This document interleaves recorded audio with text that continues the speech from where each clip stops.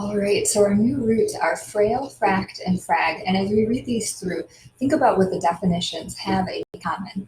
So fractals refers to the type of geometry that creates broken patterns out of a smaller version of design.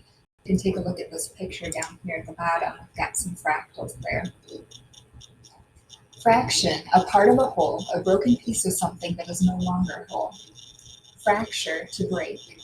Fragile, so delicate it could break easily damaged. Fragment, a broken part of something, like a fragmented sentence.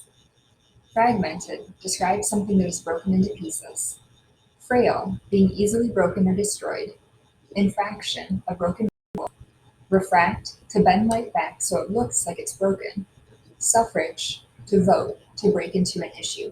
And you may have noticed a word that all of these have in common: breaking into an issue, breaking light, breaking a rule, something that's easily broken, something broken into pieces, a broken part of something, something that could break easily.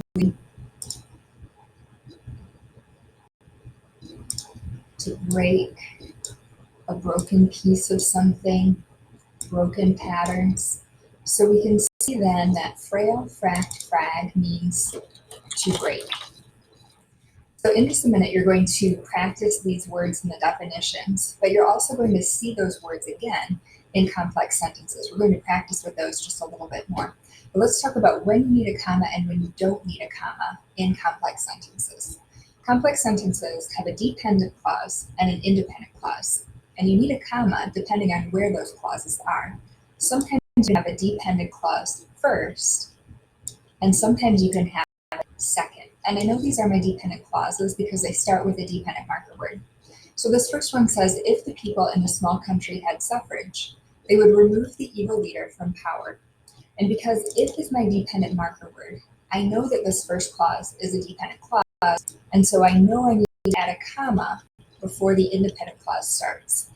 However, in the second sentence, if you exercise your privilege of suffrage when you exercise your privilege of suffrage when you cast your vote. When is my dependent marker word? And I know because of that, my dependent clause is coming second, so I don't need a comma. So you'll go to quizzes and practice these words in the complex sentences, and you're welcome to practice it as many times as you would like to get the score that you would like. The quiz will be on Friday. All right, have a great day.